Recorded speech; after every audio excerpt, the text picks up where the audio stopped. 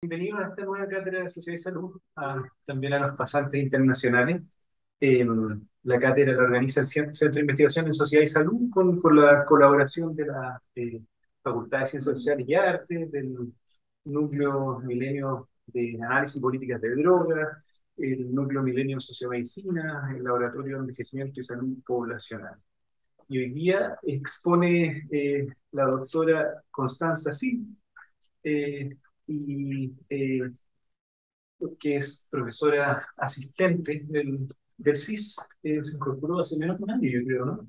Sí, sí que va a ser, yo creo que la segunda vez que te toca presentar, ¿no?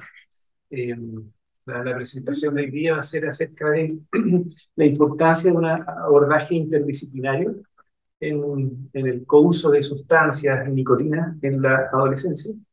La doctora Silva tiene interés y realiza su investigación en salud bioconductual, nicotina, uso conjunto con otras drogas, mecanismos genómicos y comportamiento de dispositivos electrónicos. Ha hecho muchos estudios de vaping, y creo que, se recuerda bien, el Fondesit que va a concursar es sobre ese tema.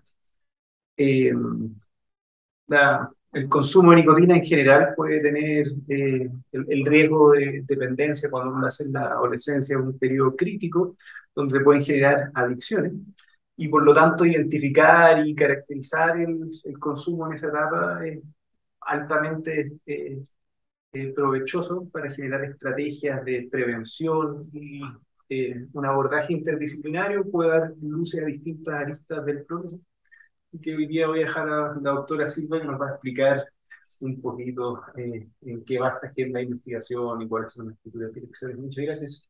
Gracias. Bueno, buenas tardes a todos, todas, todes. Como bien dijo Esteban, yo soy profesora asistente reciente del CIS y hoy les voy a hablar sobre todo sobre la importancia interdisciplinaria en el estudio de uso y consumo con nicotina en adolescentes. Así que durante la charla voy a estar volviendo constantemente a hablar por qué es importante este enfoque interdisciplinario. Entonces, creo que me está funcionando.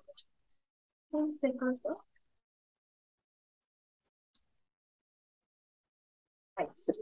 Ah, ya. Entonces, como para que más o menos sepan de qué vamos a hablar hoy, voy a hablar un poco sobre cuál ha sido uno de los caminos hacia mi preferencia de estudiar estas temáticas con un enfoque interdisciplinario. Luego voy a resaltar por qué estudiamos adolescencia, algo adelantó Esteban, pero vamos un poquito a hablar de la importancia de este periodo de desarrollo. Luego voy a hablar particularmente de nicotina, hablando de los cigarrillos combustibles, como todos conocemos, pero que también hoy en día los vaporizadores, estos nuevos dispositivos también contienen nicotina. También la importancia, nuevamente, volviendo a este tema, sobre la interdisciplinariedad en la investigación y por qué no solamente hacer investigación interdisciplinaria por hacer investigación interdisciplinaria, sino también por la importancia que tiene en poder hacer productos o generar conocimiento que es mucho más fácil traducible a políticas públicas o a otras áreas de investigación. Entonces ahí les voy a hablar de hoy, una investigación que hice hace un tiempo con modelos animales, para luego hablar de un estudio similar en un corte actual. Para finalizar con los temas de desafío país, en el tema sobre todo de nicotina y vaporizadores, y cuáles son mis actuales y futuros proyectos. Ahí está corriendo. Ya, entonces, un camino a la interdisciplinariedad, les voy a hablar un poco de mi background para que se entienda por qué llegué a esto. Yo soy antropóloga física de profesión, de pregrado, o como hoy en día se conoce antropología biológica mejor, y dentro de esta carrera generalmente lo que hablamos harto es sobre esta interacción entre cultura y biología. Entendiendo cultura, lo podemos entender como comportamiento, y biología también a nivel individual, pero sobre todo en antropología a nivel poblacional. Ahora, yo particularmente empecé a trabajar en el área de antropología molecular o antropología genética, que se enfoca sobre todo en la prehistoria humana y las migraciones en los últimos 20.000 años, pero también se ha enfocado en la interacción, exposición y la respuesta a factores externos cambiantes del medio ambiente, como por ejemplo el clima, la dieta y diferentes enfermedades. Por eso, durante el pregrado, uno de mis primeros acercamientos a la investigación interdisciplinaria fue ver cómo variantes genéticas, en este caso SNPs, podían entre personas estos SNPs en estos genes en particular, el ADH y el ALDH que yo vi, son SNPs bastante relevantes porque pueden afectar cómo funciona la enzima que metaboliza el alcohol. Entonces, lo que yo quería ver en este pequeño proyecto era si tener variantes que inactivaban en el fondo la enzima, o al revés, mejoraban su funcionamiento, podían afectar el comportamiento de estudiantes universitarios en cuanto al consumo de alcohol. ¿Ya? Bueno, lamentablemente, como era una muestra pequeña y hoy en día sabemos que en términos de comportamiento y genética hay mucha mayor complejidad, sobre todo porque son, por ejemplo, el consumo de alcohol son igual fenotipos complejos, es decir, existe una interacción ampliamente genética, pero también los genes que aportan a este comportamiento pueden ser muchos y todos con muy pequeños efectos. Entonces, lamentablemente, aunque este fue mi primer acercamiento al trabajo interdisciplinario, no obtuvimos los resultados que esperábamos. No hubo asociación entre las variantes genéticas y el comportamiento, que en este caso era el consumo de alcohol en estudiantes universitarios. Pero así como fui avanzando, me encontré luego durante el doctorado con el área de genética del comportamiento, que se parece bastante a antropología biológica, ¿cierto? Donde está esta idea que la genética y el ambiente y las elecciones individuales, todos interactúan para generar una conducta, entendiendo la genética también con este componente de heredabilidad. Entonces, como podrán ver acá, justo en el doctorado terminé también haciendo cosas que en realidad se sobrelapan con antropología molecular, que es esta idea de interacción entre genética y ambiente. Y que es un lugar o un nicho bastante interesante para estudiar comportamientos asociados al uso de sustancias, porque sabemos que son fenotipos complejos que requieren un estudio interdisciplinario para entender por qué suceden, ¿cierto? Ahora, a modo de recordatorio, cuando hablamos de genética, hablamos de esta secuencia de ADN heredada de nuestros padres, o sea, en conjunto heredada de nuestros padres, pero que es una secuencia de estas letras que no cambia durante la vida. ¿Ya? Entonces, es heredada, pero no cambia. Y acá está como un laboratorio de biología, entonces tenemos que pensar en nuestro genoma como un libro. Nosotros tenemos 46 cromosomas, 23 pares, estos serían como los capítulos de nuestro libro, y los genes, que tenemos cerca de 20.000 genes, serían como las recetas que existen dentro de este libro, ya para que más o menos entendamos que estamos hablando de que esta secuencia nuevamente no cambia a lo largo de toda nuestra vida. Entonces, inicialmente, claro, los cambios genéticos, como yo les contaba, que son estas variaciones que pueden generar efectos en, por ejemplo, la funcionalidad de una enzima, la funcionalidad de una hormona, de una proteína, etcétera, fueron utilizados sobre todo en genética del comportamiento para estudiar diferentes comportamientos, como por ejemplo esquizofrenia, depresiones, y hoy en día, claro, son considerados como factores que pueden aumentar el riesgo de tener estos o de manifestar estos fenotipos complejos, pero que es heredable y no cambiante durante la vida. Uno tiene esta variante genética y se muere con ella. Ahora, la limitante de estudiar solamente la genética es que podríamos pensarlo como que tenemos una foto estática en el tiempo. Es algo que no cambia, que no interactúa con el ambiente, eh, y que claro, cuando ya morimos, eso nunca ha cambiado. Sin embargo, con el avance de las nuevas tecnologías, hoy en día podemos hablar de lo que se llama genoma. Y el genoma también involucra no solamente el estudio de la secuencia de ADN, que es esta no cambiante, sino que también de cambios regulatorios y epigenéticos, y que nos permitan hoy en día entender cómo nuestro genoma interactúa con el ambiente a lo largo de nuestra vida. Entonces, cuando me refiero a cambios regulatorios, estoy hablando, por ejemplo, de cambios en expresión génica o cuánto de la cantidad de ARN mensajero que es producido. ¿Por qué esto es importante, cierto?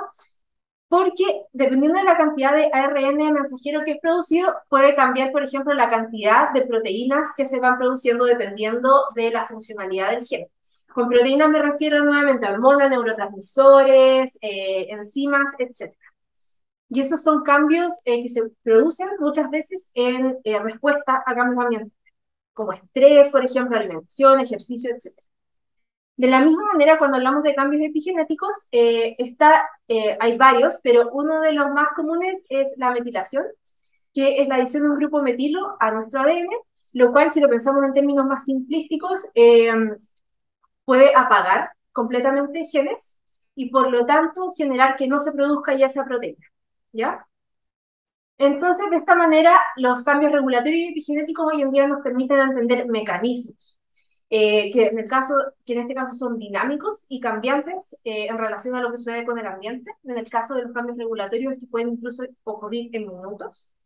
Y también en el caso de los cambios epigenéticos, sobre todo de metilación, también nos permiten entender mecanismos y riesgos, sobre todo a largo plazo se estudian, y que también son dinámicos. El tema de metilación, a diferencia de cambios regulatorios, no cambia de un minuto a otro, pero sí, por ejemplo, puede cambiar después de varias décadas de dejar, por ejemplo, de fumar, etc.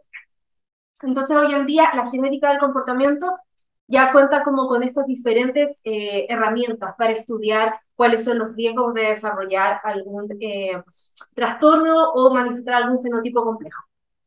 Y lo interesante, a diferencia de lo que les contaba de la genética, es que los cambios regulatorios y epigenéticos nos permiten, en el fondo, ahora tenemos una película en vez de una foto. Nos permite ver los cambios a lo largo de la vida en respuesta a diferentes sucesos.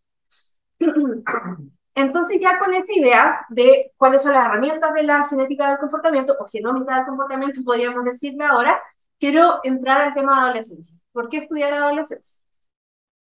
Bueno, como muchos sabrán, la adolescencia es un periodo vulnerable del desarrollo, donde es súper común que se comience a experimentar con sustancias adictivas. Y generalmente por un tema de accesibilidad, las sustancias lícitas como el alcohol o la nicotina o los cigarros preceden o ocurren primero antes que probar tal vez sustancias ilícitas como la cannabis y la cocaína. Pero además de esto que ocurre, tenemos que recordar que nuestro cerebro se desarrolla hasta alrededor de los 30 años y la exposición a sustancias adictivas durante el periodo de la adolescencia lo que puede generar cambios en las trayectorias de desarrollo cerebral y generar consecuencias cognitivas, así como también incrementar el riesgo de dependencia a diferentes sustancias. Ahora, si bien mi charla se centra en nicotina, eh, esto es relevante ya que no solamente los cigarrillos comunes contienen nicotina, sino que hoy en día sabemos que también los vaporizadores, la mayoría de ellos también la contienen. Ahora, ¿por qué sigue siendo relevante esto, cierto? Aparte de lo que le mencioné los vaporizadores. Aunque creamos que el uso de cigarrillos ha disminuido en varios países, la verdad es que estas estadísticas generalmente corresponden a países desarrollados, como en el caso de Estados Unidos y Canadá. No obstante, si pueden ver acá, en el caso de jóvenes, esto es una recopilación entre el 2010 y el 2018.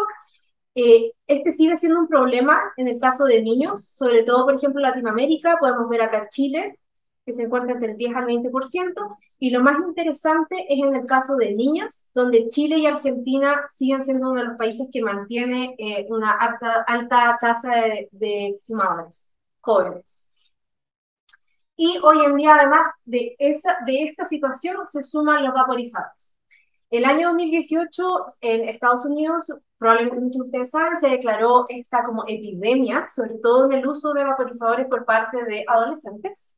Y como pueden ver acá, este es un gráfico con el porcentaje de chicos que declaran haber utilizado vaporizadores en los últimos 30 días, entre el 2011 y el 2018, y pueden ver que si bien los cigarrillos van bajando, los cigarros combustibles, hay un aumento claro en el uso de cigarrillos electrónicos en adolescentes de high school, de media. Y además, si no sabían esto, varios de los, sobre todo las marcas más populares, como Juul o Puff Bar, pueden contener 5 a 8 veces más nicotina que los cigarrillos normales que muchas de las generaciones anteriores fumaban. Y la nicotina es la sustancia que es altamente adictiva, es decir, es la que genera el hábito de fumar. Ahora, dentro de los diferentes cigarrillos electrónicos hay 4 tipos de generaciones. Hoy en día nos encontramos con estos que parecen más como un pendrive, que son mucho más pequeños. Y aparte de cambiar como su forma de cómo se ven, sino también ha cambiado la tecnología en la forma que generan el humo que contiene nicotina. En el caso de los cigarrillos de cuarta generación que hoy en día vemos, como Juul y Puff Bar, estos ocupan una tecnología de sales de nicotina que pueden, ¿cómo se llama? Entregar mucha más concentración de nicotina sin generar irritación en las vías aéreas. Entonces, por eso se han vuelto bastante populares en adolescentes. Entonces, acá vemos este Joule. Este era un dispositivo recargable que fue súper popular, pero que ya va decreciendo después de varias demandas de algunos estados. Y hoy día retoma el mercado bars, que son dispositivos desechables, pero aún así contienen un gran contenido de nicotina y también ocupan esta misma tecnología de sales de nicotina. Bueno, además de toda esta situación, en Estados Unidos el año 2019 también hubo un aumento de casos respiratorios asociados a vaporizadores, la mayoría a casos de vaporizadores con THC, pero también hubo casos de personas jóvenes con problemas de obstrucción pulmonar por el uso de vaporizadores con nicotina o ambos. Acá podemos ver la distribución de lo que pasó en el año 2019 con la cantidad de casos hasta octubre del 2022, donde se concentraron varios, sobre todo en el estado de California. Y acá podemos ver cómo durante ese año fueron aumentando hasta llegar a 2.162 pacientes con problemas pulmonares obstructivos por el uso de vaporizadores, ¿ya?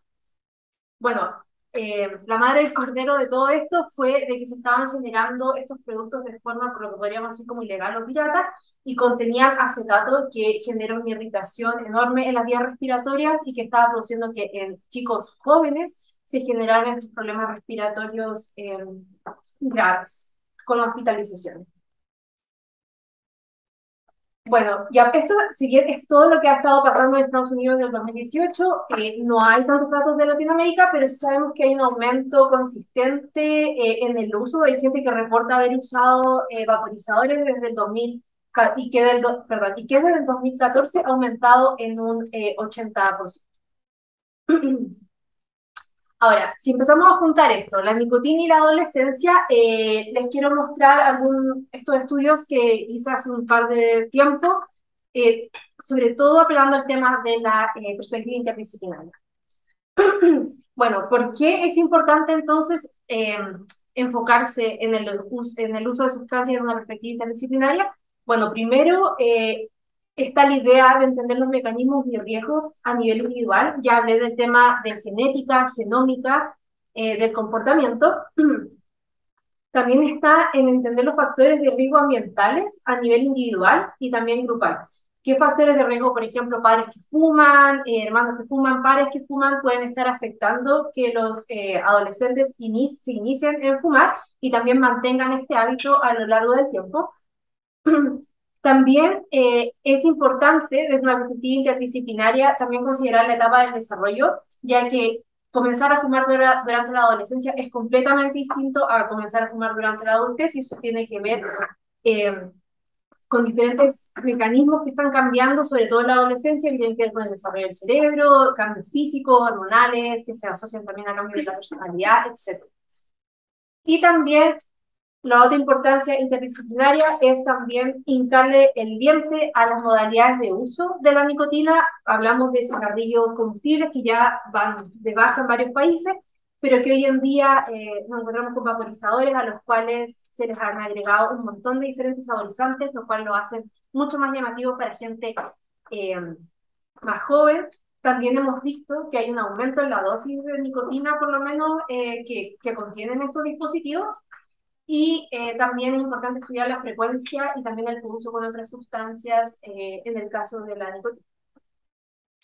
Entonces, como take home message de esta charla creo que sea que la importancia interdisciplinaria no tiene solamente que ver con utilizar métodos de diferentes disciplinas, sino que también ser capaces de plantearnos diferentes preguntas de investigación con la finalidad de que el conocimiento que produzcamos o los productos que produzcamos generen que sea mucho más fácil hacer investigación de transferencia o translational research, ¿cierto? Porque si en el fondo pensamos solamente en ciencias básicas, desde una perspectiva de una disciplina, va a ser muy difícil tal vez que podamos avanzar a lo que se llama como T4 o beneficio social de las diferentes investigaciones. Esta es una rueda tomada sobre todo de papers de translational research que hacen medicamentos, pero creo que se aplica a varias investigaciones, sobre todo cuando trabajamos en esto, muchas veces nos quedamos pegados en esto sin avanzar la traducción de esta investigación en humanos, en pacientes, ponerlos en práctica y también llevarlos a políticas públicas. Entonces, en modelos animales, lo que ha sido interesante, eso sí, de trabajar en este stage como de T0, ha sido entender los mecanismos a través de los cuales la nicotina puede afectar el desarrollo y, por lo tanto, el comportamiento, que son tipos de experimentos que es mucho más complejo poder hacerlo en persona y también bastante problemático éticamente. De esta manera, estas son algunas de las investigaciones en las que he trabajado en los últimos años, especialmente durante mi doctorado, donde nos centramos en modelos animales para entender cuáles eran los mecanismos biológicos cerebrales que estaban implicados en comportamientos del uso de nicotina y también con uso con alcohol.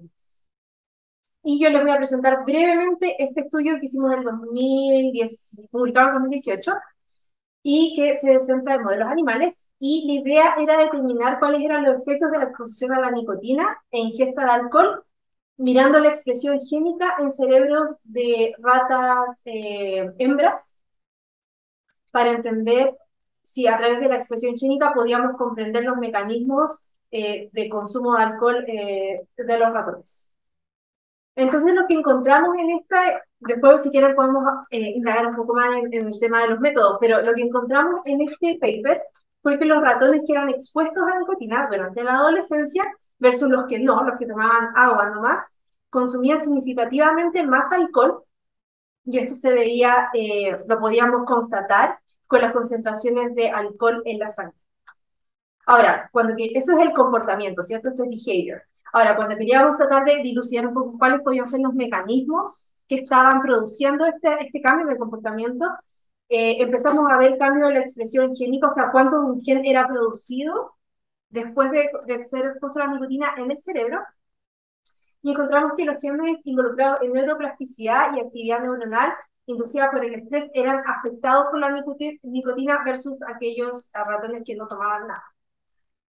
Por lo tanto, nosotros hipotetizamos que el consumo de nicotina durante la adolescencia genera cambios a nivel cerebral en la neurogénesis, o sea, generación de nuevas neuronas o redes neuronales, los cuales pueden estar asociados a que hay un aumento en el consumo de alcohol versus aquellos ratones que no están expuestos a nicotina.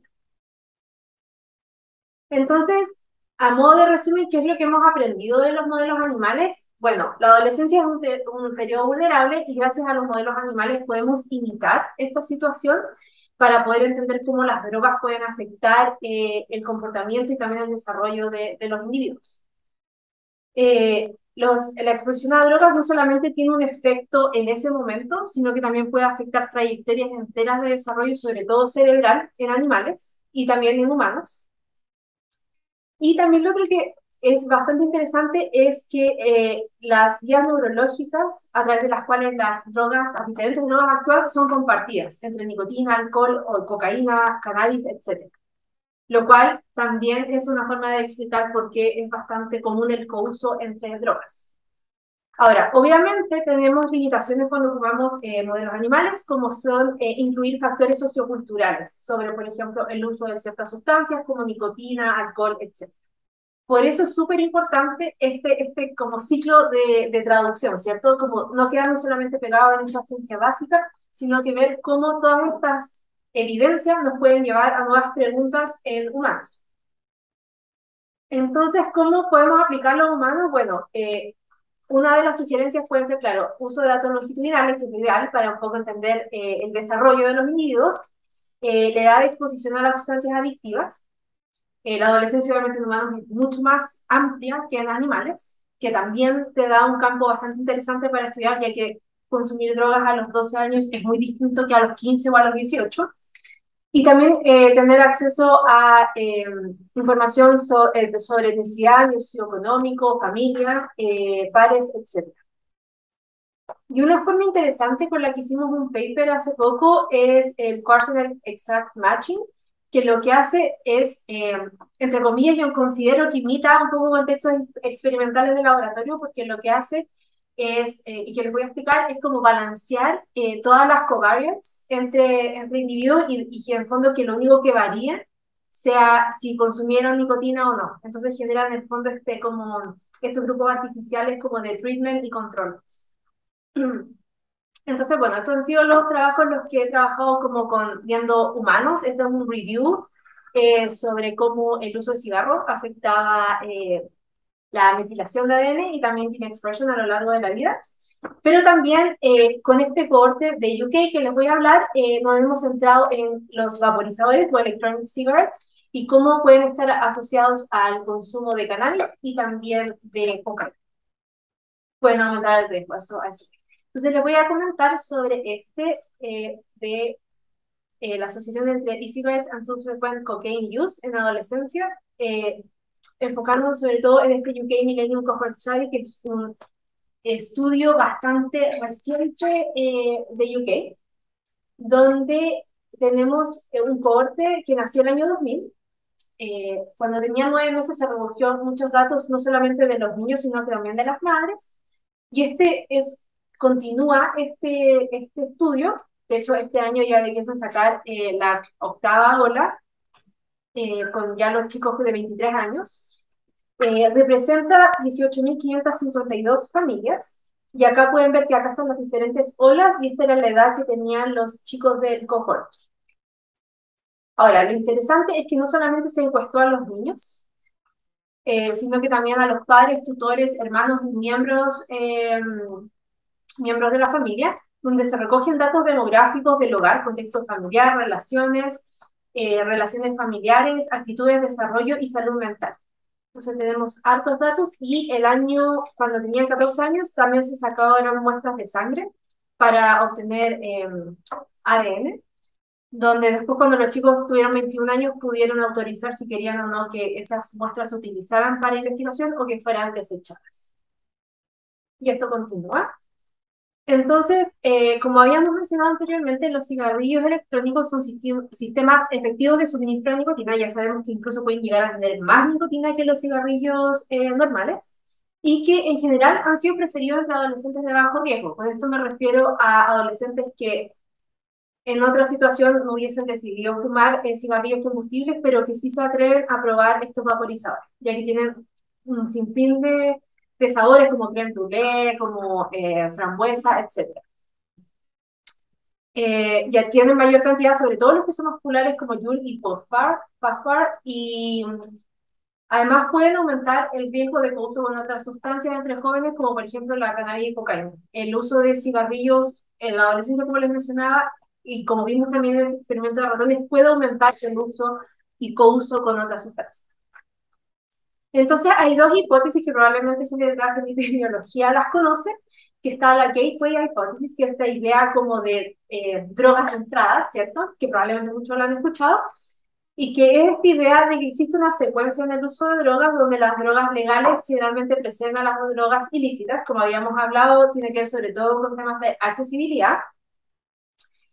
Y también que los factores sociales y ambientales pueden facilitar también una serie de transiciones entre drogas lícitas a ilícitas. Ahora, lo interesante de la Gateway Hypothesis es que también, que fue planteada por Candel y Candel, es que también incorpora en esta hipótesis la existencia de mecanismos moleculares que explican a la nicotina como una sustancia que puede alterar las trayectorias de desarrollo del cerebro y por lo tanto aumentar el riesgo de estos individuos a que consuman otro tipo de sustancias posteriormente. Entonces, si pensamos en la Gateway Hypothesis, esto es como para explicar cómo la nicotina funciona en nuestro cuerpo. Generalmente cuando nosotros fumamos nicotina, esto llega a los pulmones y a través del sistema circulatorio llega rápidamente, como en 20 segundos, al cerebro. Entonces, en el cerebro nosotros tenemos estos receptores que originalmente son para acetilcolina, que es como una sustancia endógena de nosotros, pero que coincidentemente la nicotina se puede pegar a ellos. Entonces, cuando la nicotina se pega a ellos, actúa en el sistema dopaminérgico, que es el sistema de recompensa del cerebro, activándolo y liberando un neurotransmisor conocido que se llama dopamina. Este neurotransmisor es súper importante ya que está asociado con la sensación de placer, pero también con el aprendizaje. Entonces, en el fondo, la liberación de dopamina por la nicotina refuerza esta idea de que, oh, qué rico fumar, y también nos acordamos de lo rico que era fumar. Entonces, el aprendizaje y la sensación de placer comienzan, en el fondo, también a generar este hábito de consumir nicotina. Por otro lado, está la Common Liability Hypothesis. Generalmente tienden a contraponer estas dos hipótesis, y es esta idea de que en el fondo el individuo, por su ambiente, su personalidad, trastorno psiquiátrico y tal vez su trasfondo genético, tiene un mayor o menor riesgo de utilizar la sustancia. Una sustancia en determinado momento, versus la Gateway Hypothesis que dice, oye, si pruebas nicotina, que está como droga de entrada, eso ya te va a hacer más susceptible sin importar todo esto. Entonces, generalmente, en epidemiología la tienden a contraponer estas dos hipótesis. Entonces, lo que hicimos en este paper era ver si el uso del cigarrillo electrónico en la adolescencia aumenta las probabilidades de consumo posterior de cocaína. Y ya, según la Gateway Hypothesis, por ejemplo, en este paper nosotros esperaríamos que el uso de cigarrillos electrónicos aumentara las probabilidades de consumo de cocaína, incluso después de controlar por situaciones como del historial de los individuos, por ejemplo, uso previo de tabaco, alcohol, cannabis o otros factores comunes de riesgo. Por otro lado, pensando si es que era verdad la hipótesis de common liability, esperaríamos que los factores de la niñez eh, en el fondo puedan predecir tanto el uso de cigarrillos electrónicos como el uso posterior de cocaína, debilitando el poder predictivo de que los cigarrillos electrónicos son en el fondo los que generan esta vulnerabilidad para el uso después de cocaína.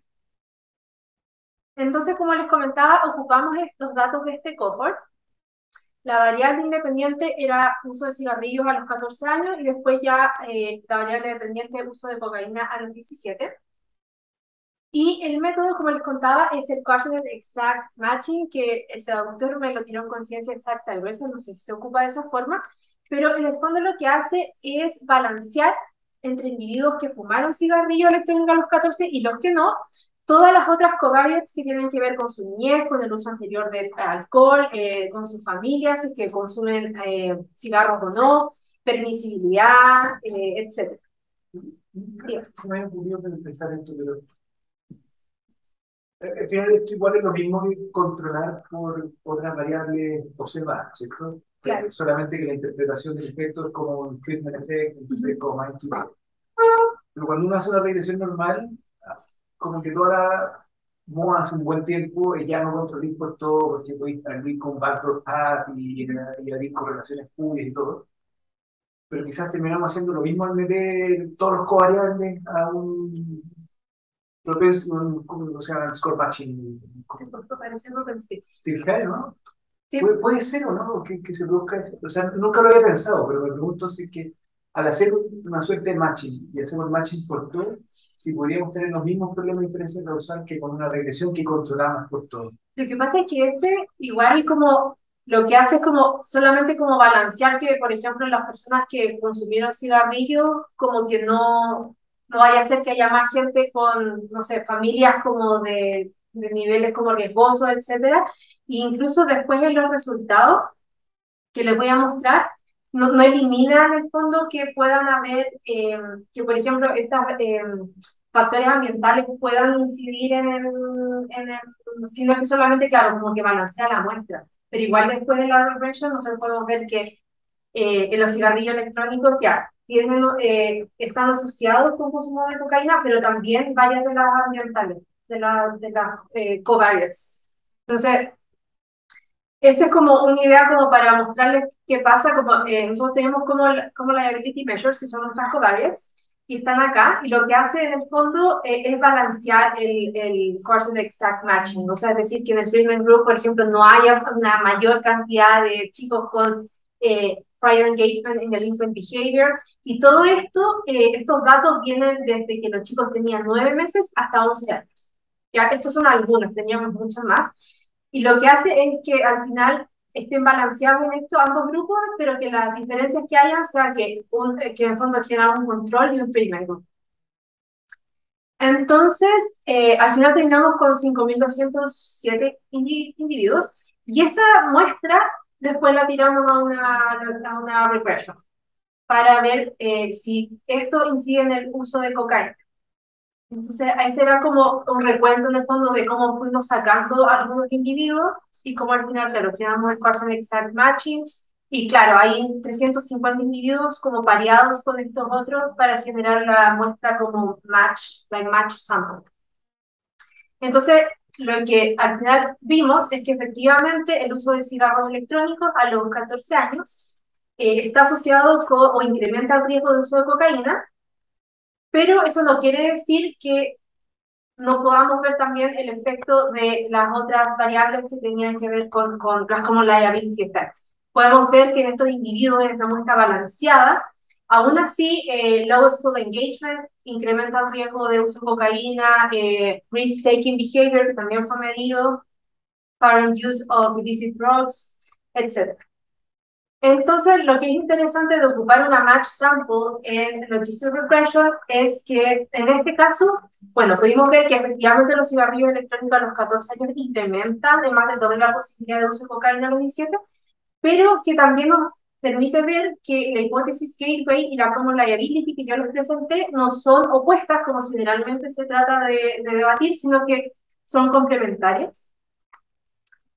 Y también nuestros hallazgos destacaron que el papel de la nicotina como sustancia de entrada durante la adolescencia para el uso de otras sustancias no depende del device, o sea, no depende de que sean, por ejemplo, cigarrillos combustibles o vaporizadores, o sea, la nicotina en sí parece tener este efecto de afectar o de aumentar el riesgo de uso de otras sustancias durante la adolescencia.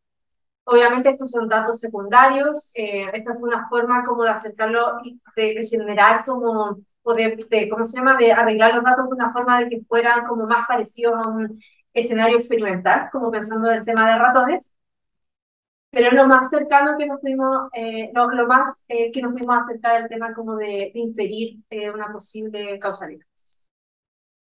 Entonces, volviendo al tema que nos convoca hoy día, sobre la importancia de la interdisciplinaridad, pueden ver que nuevamente, volviendo al tema de cultura y biología, que yo vi sobre todo como antropóloga durante mi pregrado, que se centraba en el comportamiento, o sea, perdón, hablando de cómo la liability hipótesis, podemos ver que de nuevo como que se empieza a cruzar conectividad, donde acá se enfoca en la biología individual o en el contexto individual y cómo eso puede afectar el comportamiento, y por otro lado la gateway hipótesis también se enfoca en el comportamiento, pero también más a nivel poblacional en términos biológicos, como la nicotina como eh, puerta de entrada.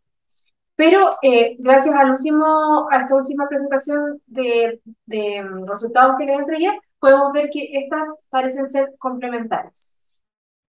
Y nuevamente, al tener este tipo de información, hace como mucho más fácil empezar a tal vez avanzar en este ciclo hacia políticas públicas, o sea, pensar en preguntas que nos permitan testear diferentes hipótesis que no siempre son como, por ejemplo, de la T1. La gateway hipótesis, sobre todo, es bastante utilizada en ciencia básica, pero con estos datos y con este nuevo enfoque tal vez podemos empezar a avanzar un poquito más en esta como translational, en ese translational cycle. Ahora, esto es lo que yo he hecho sobre todo con datos de Estados Unidos o de UK, pero ¿qué pasa con Chile, cierto? Bueno, como hablábamos de la importancia interdisciplinaria que a mi parecer corresponde a todas estas diferentes áreas, entender los mecanismos, entender también los factores ambientales, considerar las etapas del desarrollo y también hincar el diente al tema de la modalidad de uso de nicotina, que hoy en día sabemos que hay nuevos devices. Lo que necesitamos, sobre todo en Chile, son datos. Hoy en día en América Latina y el Caribe existen pocos datos, sobre todo en el tema de vaporizadores. Estos se han centrado en revisiones de la regulación de los cigarrillos electrónicos y tenemos algunos datos de prevalencia como de por vida. O sea, de si alguna vez en la vida han utilizado cigarrillos electrónicos. Por ejemplo, el CENTA desde el año 2014 comenzó a incluir dos preguntas en la encuesta que nos han permitido saber que ha ido en aumento el uso de cigarrillos electrónicos de un 7.3 a un 15.3% entre el 2014 al 2020, pero estas preguntas solamente incluyen si alguna vez se la habían utilizado y también si saben que los cigarrillos electrónicos contienen nicotina o no. También hoy en día la regulación, o sea, perdón, la discusión sobre cigarrillos electrónicos o vaporizadores se ha centrado en eh, legislar sobre el acceso a estos dispositivos por parte de menores de edad, muy parecido obviamente con lo que se hizo con los cigarrillos regulares. Sin embargo, no tenemos datos hasta hoy integrados sobre los patrones de vapeo, los factores contextuales, el tipo de dispositivos que las personas escogen usar, de dónde vienen, qué marcas son, si ocupan con saborizadores o no, etc. Entonces, como parte de mis actuales y futuros proyectos, bueno, sigo en el área de desarrollo de sustancias adictivas. Hay algunos de estos que están andando, sobre todo con el UK Millennium Cohort Study. Como parte del NDP también estamos viendo con Nicolás Rodríguez el tema de cambios a lo largo del tiempo en la secuencia de uso de cigarrillos y cannabis en adolescentes. Y también me interesa ver el tema de la caracterización del vaping en el país. En este caso, nuevamente, bueno, como les dije, ocuparé el UK Millennium Cohort Study, en eso estoy ahora. Lo bueno es que también hace poco tuve acceso a los datos genéticos, donde también eso es parte de un proyecto que quiero ver cómo algunas variantes genéticas asociadas a la metabolización de la nicotina pueden influir en la frecuencia de uso de productos con nicotina en adolescentes.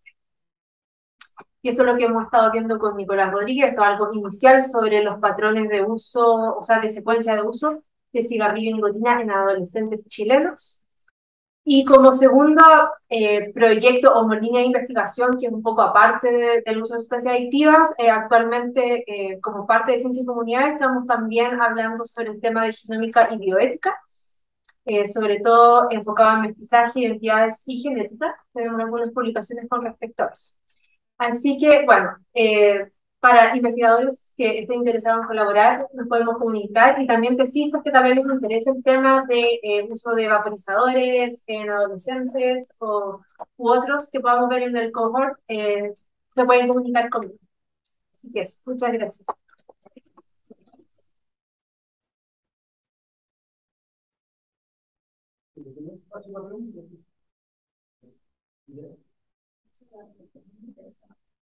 En el estudio que presentaste de UK, incluyeron algo, bueno, incluyeron datos de los padres, o sea, como, no nada más que haya mamá embarazada, sino que, o sea, que hayan tenido otra predisposición genética. O sea, porque sé que tomaron sangre hasta los 14. No, perdón, tomaron sangre solo a los 14. Ya, antes no. No. Y aparte son datos genéticos, o sea, son datos que SNPs o variantes genéticas que no varían a lo largo de la vida. O sea, las fines o no, ya sí, que es claro, es como la foto, lo que hablaba como de snapshot. Ya. Eso. Y risk factors incluía tener un amigo que, o sea, como que se compuso esa variable de varias, ¿no? Las como la diabetes, Sí. Sí, eso había un montón, había permisibilidad, si los amigos fumaban o no, si los padres fumaban, engagement en el colegio, risk-taking behaviors, que también me hicieron un test los chicos para saber si eso. No, hay hartos datos, hay un montón de datos. Y hay datos también de los padres y sobre todo, bueno, la mayoría son blancos, pero también hay harta gente como de India, de Middle East, en la muestra de UK. O sea, así, por ejemplo.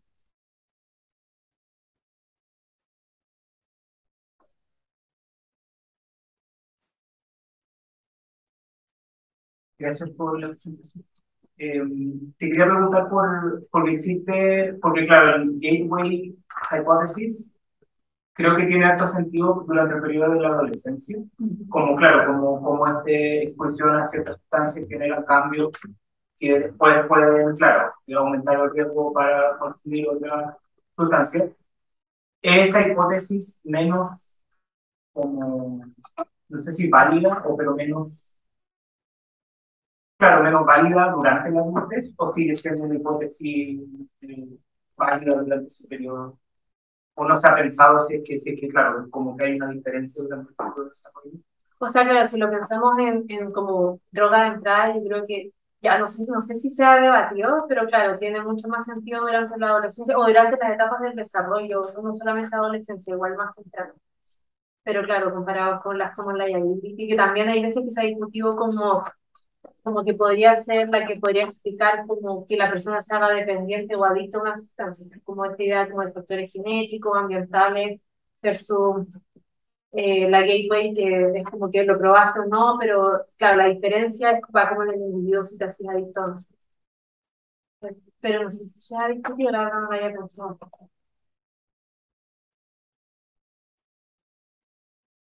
La reflexión. Y otra cosa que he pensado también, un poco relacionado con la cosa que decía Álvaro, los pone de más nivel, es que creo que también los consumos hay un aspecto que tiene que ver como con identidades, con que las personas, si yo te digo, hay una persona que consume whisky, cigarros, que mantener determinado determinado perfil de personas que te a que se diga ayahuasca. Y la adolescencia es como el momento en donde no solamente se prueban muchas drogas, sino que se prueban muchas cosas de todo, porque están definiendo su gusto, identidad y cosas así. Entonces me pregunto si con el tema, sobre todo de la nicotina, ocurre que las identidades asociadas al consumo de tabaco han cambiado. Muy variado. Claro, el barrio de Marlboro, ahora el pipe y el vaporizador, ahora el full de bacán. ¿Cómo podemos incorporar ese tipo de variables en el modelo? Sí, igual, claro, por ejemplo, en este caso sí habíamos incluido si alguno de tus otros amigos como que también fuman, pero yo lo que he encontrado y que es bien complejo es que los patrones de cómo fuman también es completamente distinto a los cigarros. Como que antes uno podía contar cuántos cigarros te fumáis, pero hoy en día sabemos que los chicos comparten un mismo vaporizador. Y la forma de fumar es como en grupos, es como, no sé, matear, como que todos se pasan la cuestión. Entonces, claro, igual es Tengo que complejo. decir, cuando era acá, el chico se fumaba cigarrillo así también. Ah, ya. Sí, sí, no sé, comprar el suelto y te lo fumas el solo. Pero claro, ahora como que igual, sí, eso complejiza un poco como medir, por ejemplo, frecuencia, medir también, claro, la dosis que tal vez efectivamente los chicos están consumiendo. Sí, Porque sí. pienso, no sé si hay visto esto como, son de horario, nada que ver, pero por ejemplo, aquí hay un centro de humanidad, que era una charla hay un centro que analizaba cómo cambiaban como las formas de estereotipar la raza en la publicidad. Yeah. Y yo pienso que tal vez una abordar que así se podría hacer, sobre todo respecto al alcohol y tabaco,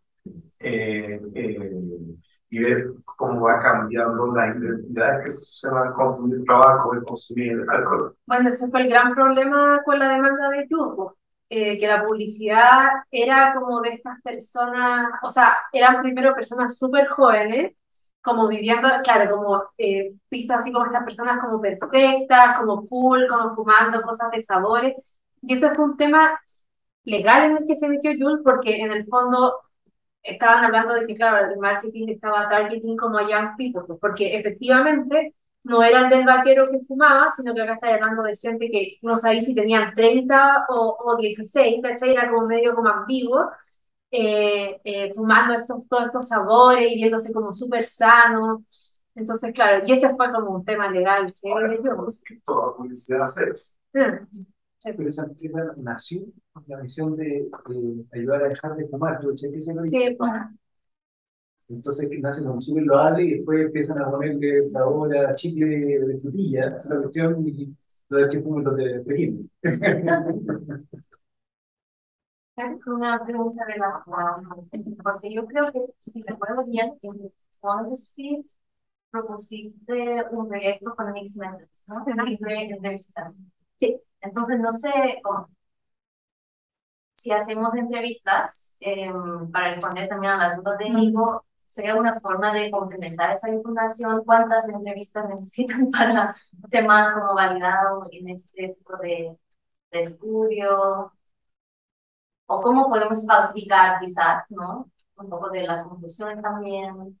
No sé cómo van, quizás la pregunta es como cómo se puede usar entrevistas o métodos más quali Ujú. en este tipo de discusiones y celebraciones. Sí, como yo lo había pensado, yo no soy del área quali, pero como lo había pensado, era como para entender las motivaciones, sobre todo con el uso del cigarrillo. Bueno, como decía Esteban, efectivamente, mucha gente adulta que fuma lo hace para dejar de fumar. El problema que se está viendo ahora es que hay un aumento como de dual use, como que la gente empieza a fumar el cigarro electrónico, pero en realidad tampoco deja de fumar porque no siente como lo mismo, entonces ya, uno era también entender las motivaciones, lo otro como cuánto estaban dispuestos, en base a las motivaciones también cuánto están dispuestos a gastar en el device, porque venden también en tiendas, en shops acá, pero también venden en el Bio, entonces ya. También lo otro como también, claro, si saben qué marca están fumando, o de dónde vienen, o si también en realidad les da lo mismo con tal de dejar de fumar, como todas esas cosas, como sobre todo con motivaciones, dónde comprar, cómo, por qué elegir diferentes marcas, o con mi filo no elegir ninguna marca, como que todo eso me interesa, porque la problemática también, y que se me fue mencionarlo acá, tiene que ver sobre todo con la manufactura. En Chile no es legal el tema de los vaporizadores. Y no hay regulación sobre dónde vienen. Por ejemplo, en Estados Unidos, ya más allá de cualquier demanda, por lo menos las formas de manufactura están reguladas, pero los que llegan acá no siempre son de ahí, pues. A veces son como de otros lugares donde quién sabe qué cosas tienen. Y en el caso de, como le hablé de estos como vaporizadores piratas, se vio en Estados Unidos todos estos problemas pulmonares en adolescentes. Entonces, claro, lo que me interesa también es ver qué tipo de devices se están escogiendo, cuáles, si tienen hongos o bacterias en los líquidos. ¿Te acuerdas que la había incluido decir eso? Porque, claro, si queremos hablar de los efectos a la salud, también hay que regularizar el tema también de de dónde están importando estos productos y que si tienen contenidos dañinos más allá de la nicotina, sino que también bacterias o hongos que pueden afectar la parte respiratoria no solamente la adolescencia, sino que también la población en general. Entonces, un poco de decision making process también. Sí, pues, sí, de motivación, sobre todo con eso, como para entender un poco más, claro, por qué la gente se cambia, por qué usa, por qué tal vez usa con THC pero no con cigarro, porque también es súper común el tema de vaporizadores con THC, más que nicotina, tal vez en gente de nuestra edad. Eh, sí, entonces sí, era al final como para entender todo el fenómeno en Chile. Pero ahí tal vez le pueda pedir ayuda porque yo no soy cuali. No soy muy cuali. Respecto a la pregunta de Nico, yo creo que hay como dos rutas como de análisis estadístico para abordarla. Una es modelar directamente la cultura. O no sé, lo típico en alcohol es que tú tenías el promedio de consumo, por ejemplo, el promedio de consumo para los países, cosas así, donde al final la RAE eso como la variable que indica la cultura. O también cuán justificable es fumar una vida, o ese tipo de preguntas que están. Ahí voy a modelar directamente esa influencia.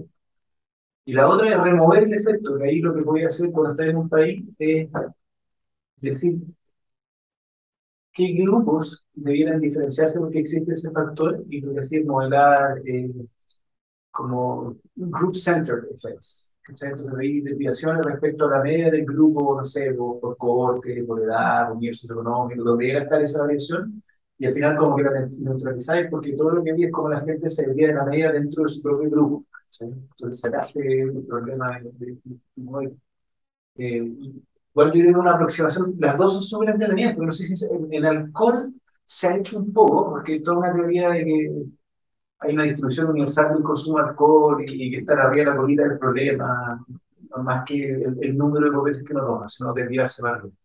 Con tabaco yo no sé, nunca he visto algo parecido. ¿Tú lo conocías, no? No sé, o sea, que existen clasificaciones con las que nosotros trabajamos, como de fumador, como dependiente, como fumar como cierta caja de cigarrillo, etcétera.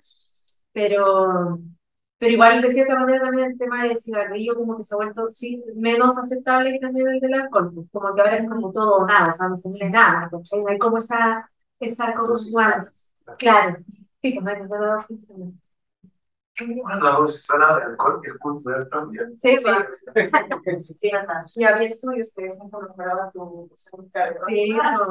sí, una- Creo que en UK o en Canadá sacaron las nuevas regulaciones y que creo que cero es lo recomendable. Que cualquier como gota de alcohol hace mal. Wow. Yo tengo una pregunta, sí, te la voy a leer. ¿El uso del vaporizador en adolescentes podría estar vinculado también a la baja percepción de riesgo que hay en esta población respecto a su uso? O sea, es más, justo lo que estaba diciendo, es socialmente más aceptado. sí, pues. Sí, no, definitivamente. Y claro, lo que pasa es que igual ha sido raro porque todavía estamos como en los pañales con el tema de los efectos a largo plazo de los vaporizadores. No obstante, se sigue promocionando como menos dañinos que los cigarros. Pero claro, si mientras no tengáis como estudio a largo plazo o como regulaciones en la manufactura, como que en realidad no podéis decir que son menos dañinos, porque en el fondo, si es que hay acetato, podéis tener efectos mucho más dañinos que un cigarro en adolescentes. Eh, lo otro, bueno, también hay dos posiciones y entre eso UK es bastante interesante versus Estados Unidos. Estados Unidos, bueno, con todo el aumento de vaporizadores en adolescentes le hizo la guerra a estas compañías, pero UK lo que ha hecho ha sido promover el uso de vaporizadores en adultos, sobre todo incluso en mujeres embarazadas que fuman. Como que ellos han visto como ya, esto es entre que fumen cigarrillos y que fumen e-cigarettes, ya mejor que fumen e-cigarettes. Entonces, en todas estas cosas como de, ¿cómo se llama? Como citas que tienen mujeres embarazadas, a veces como durante el periodo de gestación, como que si mandan a psicólogas para que, si tienen problemas para dejar de fumar, como que traten e-cigarettes y todo.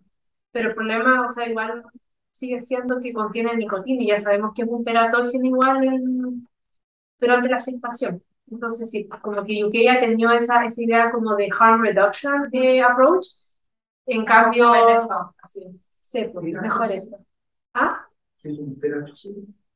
Como que puede generar mutaciones genéticas en el niño. Así que, sí. Por curiosidad, si hay como algunos resultados sobre el género. Ah, ¿los vaporizadores? Ah, sí. Uy, ¿sabes que no lo... Como mujeres, ¿no? Que no, o como lo mismo. En este parece que era como bastante similar, sí, sí, el de UK, sí. Pero sería interesante verlo como en Chile, porque ya en Chile se ha hablado como de esta ola como de feminización del uso de sustancias, donde ahora como que las mujeres incluso en el uso de cannabis o de cigarrillos como que van más arriba que los hombres. Y por eso estamos con la idea de separar, o sea, cambio sumar, pues por ahí no han empezado a bajar a este tema. Muy reciente la incorporación a la conducta de consumo. Pues y también está la pandemia, que también como que cambió un montón, como los patrones de uso. Bueno, en adolescentes disminuyó porque estaban bajo sus papás, pero en gente de nuestra edad que vivía solo como que aumentó.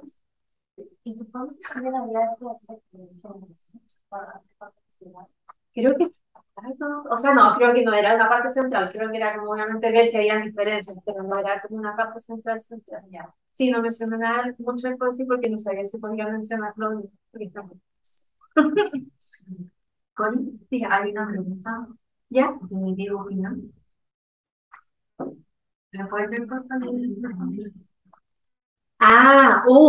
Complejo, sí.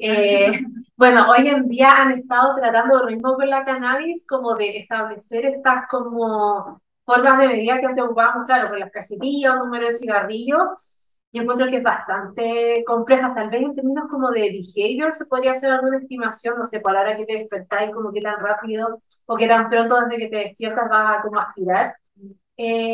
Porque generalmente con los fumadores esa es una medida de dependencia. Como, sí, desde que despiertas, ¿cuánto tiempo pasa desde que prendes tu primer cigarrillo? Esa es como una forma de dependencia.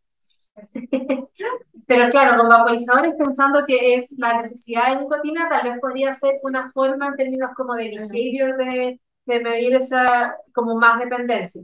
Pero claro, lo otro sería tener alguna cuestión para poder medir los puffs, como cuánto aspiran las personas. Yo creo que ahí ya es más complejo. O ver tal vez los niveles de nicotina en la sangre, pero no sé. No sé qué otra forma podría ser. Pero sí, lo que primero se me ocurre es eso, como desde que despiertas, cuánto tiempo pasa hasta que vas como a paz, vaporizar. O En cuando, una, perdón. en una de tus diapositivas pusiste como un modelo que salía biología, cultura, y después las dos hipótesis. ¿Puedes volver a esa diapositiva? Sí, era como una bola mía de la antropología. Sí, es que eso a mí me entretuvo mucho. Encuentro que la sustancia, el consumo de sustancias en general se presta súper bien para Sí, como una ayuda, ¿eh? ocupar el... Sí, es que sabéis que como que se desconecta de repente. A ver, espérate. Cuando Se va a dormir. sí, pero Ahí sí, lo apagué y lo prendí. Ya, a ver, no me acuerdo dónde estaba. Ah, acá, acá. Sí. Si nos puedes contar un poquito más de ese modelo, que me pareció súper interesante. Intento de vuelo, sí. Es que claro, como que el tema de interdisciplinaridad en realidad como que ahora mirando atrás creo que empezó más en el doctorado, empieza con antropología biológica, donde tenemos la posibilidad como de acercarnos a los diferentes problemas, siempre pensando en términos como de la interacción entre cultura y biología, que durante mi doctorado en genómica del comportamiento empecé a encontrar como bastantes similitudes, pues como que tenía esta interdisciplinariedad de pensar no solamente en el comportamiento aislado, como tal vez lo hacen mucho en psicología, o lo hacían mucho en psicología, o solamente en la biología. Eh, y claro, acá hay que se tratar de hacer un poco calzar como estas dos hipótesis de uso de sustancias, como que tienen ciertas similitudes con el tema de antropología como biología y cultura, como el Common Liability Hypothesis, que se centra un poco más como en los riesgos propios del individuo y cómo eso afecta en el comportamiento, y como la Gateway Hypothesis dice ya, no importa como todos los riesgos, pero si tú probás nicotina, seas quien sea, vas a abrir una puerta al mayor riesgo. Entonces quería como hacer este símil, pero también destacar que no es una ni la otra, sino que al parecer estas hipótesis que siempre han sido contrapuestas, en realidad son complementarias entre ellas. Esa era como mi idea de hacer este símil entre antropología biológica y también genómica del comportamiento. Y que la hipótesis se fue como sofisticando, ¿no? Porque igual parte siendo como el slippery slope, que es un pésimo argumento en tanto yo lo voy a mirar a la vida entera, Sí, ¿no es cierto? Y después se va revisando un poquito más, o sigue siendo más o menos la misma hipótesis. no, igual siguió como revisando, o sea, ya, primero después fue incluida como actividad de mecanismos neurobiológicos, porque efectivamente la nicotina genera cambios, pero también hoy en día cuando la gateway hipótesis igual ha ido variando, ya no se atribuye solamente a la nicotina, pues hoy en día se ha visto que la cannabis se ha vuelto más popular que la nicotina, de hecho ahí también hay cambios en la secuencia de uso y que también pueden actuar como una gateway hipótesis, o sea, que al final cualquier sustancia que pruebes como durante esta etapa del desarrollo puede generar, claro, cambios moleculares o a nivel cerebral, pero en el fondo no tiene que ser solo nicotina, puede ser como en realidad cualquier. Ahora sabemos que, claro, puede ser cannabis también. Pero sí partió con nicotina porque sí, pues antes era mucho más difícil acceder a cannabis, la gente partió usando con nicotina. Entonces, muchísimas gracias. Ya, gracias.